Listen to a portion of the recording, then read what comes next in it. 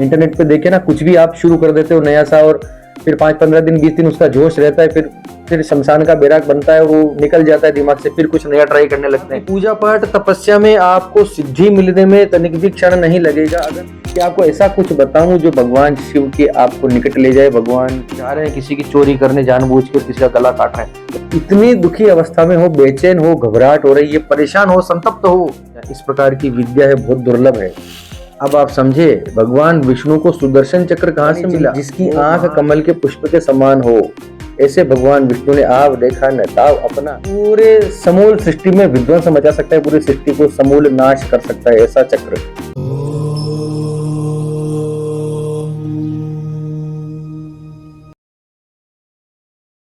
अमोघ शक्ति देखने वाले सभी दर्शकों को पंडित अखिलेश जी का प्रणाम।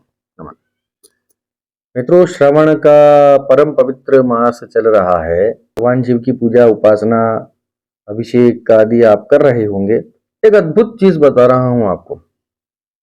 आपको पता है भगवान विष्णु शंख चक्र गदा पद्मधारी हैं। सुदर्शन चक्र उनके चक्र का नाम है, सुदर्शन।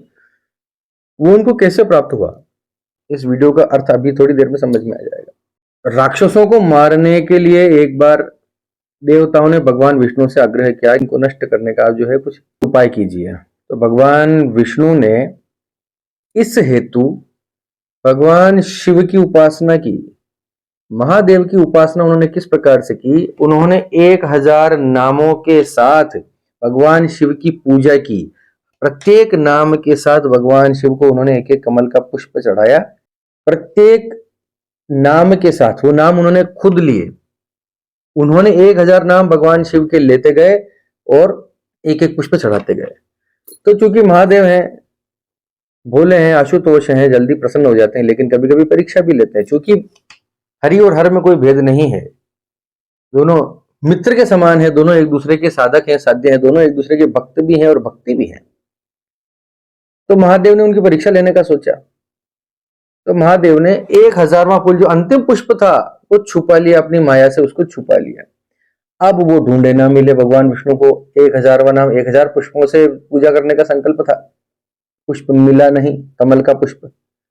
तो भगवान विष्णु ने, चूंकि उन्हें पता है कि उन्हें राजीव लोचन कहा जाता है। राजीव का अर्थ है कमल, लोचन का मतलब है आंख, यानी जिसकी आंख कमल के पुष्प के समान हो, ऐसे भगवान विष्णु ने आप देखा न ताव अपना दाया नेत्र निकालकर भगवान महादेव को समर्पित कर दिया 1000वें नाम के साथ। अभी भगवान महादेव वहां प्रकट हुए, उन्होंने कमल का पुष्प भी दे दिया और उनकी आंख भी वापस लौटा दी कि महाराज ये पकड़ो, मैं बहुत प्रसन्न हूं आपकी उपासना से। और बिना मांगे भगवान श्री विष्णु को महादेव ने ये सुदर्शन चक्र भेंट किया। अब आप समझे भगवान विष्णु को सुदर्शन चक्र कहां से मिला? वो महादेव की उपासना से उनको प्राप्त हुआ। सुदर्शन चक्र की महिमा ये अपने आप में, सुदर्शन अस्त्र भी है, चक्र भी है, मंत्र रूप अस्त्र भी है, यानी इसका मंत्र भी है, सुदर्शन चक्र का मंत्र भी है, जो पूरे समूल सृष्टि में विध्वंस मचा सकता है, पूरी सृष्टि को समूल नाश कर सकता है। ऐसा चक्र, ऐसा अस्त्र है भगवान विष्णु के पास, जो किसने दिया? महादेव ने। क्यों दिया? उनके 1000 नाम की पूजा करने के कारण। अब आप समझो, आज जो वीडियो मैं बना रहा हूं, सारी बातें इसलिए कर रहा हूं कि आज मैं आपको वही शिव सहस्त्र नाम, सहस्र त्रय नहीं, सहस्त्र नाम के बारे में आपके सामने कुछ जानकारी लेकर आया हूं।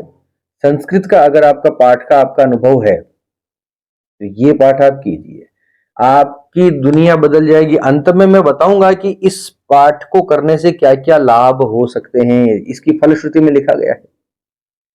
ऐसा अद्भुत पाठ जो भगवान विष्णु को महाविष्णु बना दे, जो भगवान विष्णु को जिसकी वजह से सुदर्शन चक्र मिला, वो सोचो कि भगवान महादेव को ये 1000 नाम कितने प्रिय होंगे। अब सुनो, शिव सहस्त्र नाम जो है कई सारे ग्रंथों में अलग अलग उद्धृत हैं, इसलिए इसमें कंफ्यूज होने की आवश्यकता नहीं है। जो लोकाचार में सबसे ज्यादा प्रचलित शिव सहस्त्र नाम है वो महाभारत में है। तो पहला महाभारत के अनुशासन पर्व में भगवान कृष्ण ने युधिष्ठिर को प्रदान किया था शिव के 1000 नामों के साथ, उनको पूजा पद्धति बतलाई थी। वो पहला जो अभी लोकाचार में बड़ा प्रचलित है। दूसरा जो है वो लिंग पुराण में उद्धृत है, जिसे ब्रह्मा जी के पुत्र तंडी द्वारा लिखित है, जो ऋषि तंडी द्वारा रचित है, जिसका पाठ करके भगवान श्री गणेश जो है वो अग्र पूज्य बने, अग्रगण्य बने। भगवान गणपति जो गणों के अधिपति बने, उनको गणों का अधीश बना दिया गया। ये उसके कारण लिंग पुराण में दूसरा। तीसरा भी वापस लिंग पुराण में ही है, 69वें अध्याय में 69th ऑफ जो है वो अध्याय है, उसके अंदर जो है ये पाठ है, जिसकी मैं आपके सामने जो है मैं आपको बता रहा हूं, जिसमें भगवान विष्णु ने भगवान शिव की उपासना की और उन्हें सुदर्शन चक्र प्राप्त हुआ। ये सारी बातें हैं। अब आप समझिए, अब मैं ये पाठ आपको कहाँ मिलेगा? हमारे व्हाट्सएप पे मिलेगा, पीडीएफ फाइल में मिल जाएगा। अगर आपका संस्कृत पढ़ने का उच्चारण आपका अच्छा है, संस्कृत का उच्चारण आपका बढ़िया है और महादेव की भक्ति आप करते हैं, महादेव शिव का पूजन करते हैं, श्रावण का मास चल रहा है, तो मेरा कर्तव्य बनता है कि आपको ऐसा कुछ बताऊं जो भगवान शिव के आपको निकट ले जाए, भगवान शिव आपके ऊपर प्रसन्न हो जाए। इस प्रकार की विद्या है, बहुत दुर्लभ है। जो मार्केट में जो चल रहा है वो स्तोत्र नहीं है, उससे बहुत बहुत बहुत स्ट्रॉन्ग, हालांकि कोई देखो कोई मंत्र ऐसा नहीं कह सकते कि ये स्ट्रॉन्ग है या कमजोर है, लेकिन फिर भी जब स्वयं भगवान विष्णु के द्वारा, विष्णु के श्रीमुख से निकला हुआ है तो कितना महान होगा, आप सोचिए। इसकी फलश्रुति की बात करते हैं। सबसे पहले महादेव ने यह कहा कि युद्ध स्थल में इस स्तोत्र का जो भी पाठ करेगा उसके सारे दुख नष्ट हो जाएंगे। देवताओं के भी दुख इस सहस्र नाम का पाठ करने से नष्ट हो जाते हैं। यानी देवताओं को भी ये स्तोत्र इतना शक्तिशाली है कि उनके भी दुख नष्ट हो जाए, तो हम तो मनुष्य, हमारे तो कुछ का कुछ हो जाएगा जीवन में। इतना अद्भुत पाठ है। अब युद्ध स्थल का मतलब जीवन में किसी भी प्रकार का संघर्ष हो और आप लड़ रहे हो, आप अपने कर्म के प्रति पूरी तरह से जो है उस पर लगे हुए हो, पूरी तरह से उस कर्म के प्रति आप जो है निष्ठावान हो और अपना काम पूरी तरह से कर रहे हो ठीक तरीके से, और फिर भी आपके जीवन में संघर्ष है, तो ये पाठ करके देखिए, जीवन बदल जाना है। फिर महादेव कहते हैं कि जो लोग इस सहस्त्र नाम का पाठ नियमित रूप से करते हैं, दुख उनके पास फटक भी नहीं सकता, दुख उनके पास टिक नहीं सकता, बिल्कुल रह नहीं सकता। अब दुख किसी भी प्रकार का हो सकता है। आपको 100 तालों की एक चाबी बता रहा हूं इस वीडियो के अंदर। संस्कृत का अभ्यास है तो इस पाठ का अभ्यास शुरू कर दीजिए, आपका जीवन में निरंतर शुभता बनी रहने लग जाएगी। किसी भी महान संकट में, राजा के समक्ष या किसी युद्ध की स्थिति में, किसी संघर्ष संकट की स्थिति में सविधि और सांग पाठ, सांग का मतलब होता है अंग, अंग का मतलब होता है इसका मंत्र भी जपा जाए, भगवान महादेव का मंत्र भी जपा जाए, इसका कवच भी किया जाए, कवच की जानकारी भी मैं दे दूंगा, भगवान महादेव की पूजा भी की जाए, इसके 100 पाठ किए जाएं। अगर 100 पाठ इसके किए जाएं भगवान महादेव की पूजा करके, तो वो संकट उसके जीवन से नष्ट हो जाना है, उसे कल्याण की प्राप्ति होगी। 100 पाठ इसके भगवान शिव की पूजा करके अगर आप करते हैं किसी संकल्प के साथ, किसी कामना के साथ, तो आपके जीवन में कष्ट मिट जाने वाले हैं। प्रातःकाल जो लोग उठकर मेरी पूजा करके सुबह जल्दी सूर्योदय से पूर्व अगर इसका पाठ नहा धोकर मेरे समक्ष करते हैं, तो सिद्धि उनसे दूर नहीं रह सकती, ऐसा स्पष्ट लिखा है। यानी कोई और भी मंत्र आप जपते हैं, कोई आपके, हो सकता है आपके इष्ट देव कोई और हो सकता है कि आप किसी और मंत्र की उपासना काफी समय से करते आ रहे हैं और इसका करना चाहते हैं, तो आपकी पूजा पाठ तपस्या में आपको सिद्धि मिलने में तनिक भी क्षण नहीं लगेगा। अगर आप नियमित रूप से, अब इसमें टाइमलाइन नहीं उल्लेख किया गया कितने समय तक करना है, लगातार इसका पाठ आप करते रहिए। मेरा मानना यह है कि 3 महीने 90 डेज तो कम से कम किसी भी पाठ को या किसी भी आप नियम को आपके जीवन में आपको पालना ही चाहिए। कोई पुरस्चरण भी लेते हैं, संकल्प भी करते हैं, तो 90 डेज उसका पालन आपको करना ही चाहिए।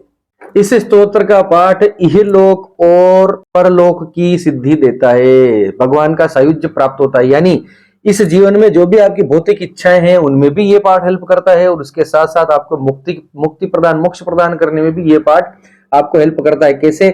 आपके विचारों में इतनी शुद्धता आने लग जाती है। देखिए, भगवान श्री रामचरितमानस में भी तुलसीदास जी ने स्पष्ट लिखा है कि जपऊ जाए शंकर सतनाम। ऐसा कोई नारद जी के साथ ऐसा कोई केस हुआ था जिसमें उन्होंने भगवान विष्णु से वो कुपित हो गए थे, उन्हें बंदर का चेहरा दे दिया था और ऐसा करके, तो बड़े बड़े बड़े दुखी हो गए थे नारद जी। तो क्या किया जाए, तो फिर भगवान विष्णु ने ही उन्हें ये कहा कि इतनी दुखी अवस्था में हो, बेचैन हो, घबराहट हो रही है, परेशान हो, संतप्त हो, जाओ और जाकर शंकर जी के 108 शंकर जी के 100 नामों का पाठ करो। यानी उनके सतनामों का जपहु जाए शंकर सतनामा, 100 नामों का जो पाठ है उन नामों का जाप करो भगवान नारद जी। आपका दुख, मन का क्लेश, आपके मन की परेशानियां खत्म हो जाएंगी, समाप्त हो जाएंगी। यानी शिव के नाम, भगवान शंकर के नाम लेने से आपको मानसिक क्लेश से छुटकारा मिलता है। ये मेरा भी अनुभव है। इसमें कहीं कोई मन में विचार मत रखना। अगर आप घबरा रहे हो, मन में आपको परेशानी है, बहुत संकटग्रस्त है, मानसिक रूप से पीड़ित है, अवसाद है, डिप्रेशन है, घबराहट है, बेचैनी है, आगे आने वाली चीजों को नेगेटिव विचारधारा से आप गिर गए हो, नेगेटिविटी भर गई हो, शिव जी के नामों का अभ्यास आप शुरू कर दीजिए। सतनाम से शुरू कर दीजिए, चाहे तो उनके 108 नाम का जो पाठ है, शतनाम स्तोत्र, उसका पाठ कर लीजिए, 100 नामों का पाठ, या फिर सहस्रनाम शुरू कर दीजिए, जो भी आपको ठीक लगे।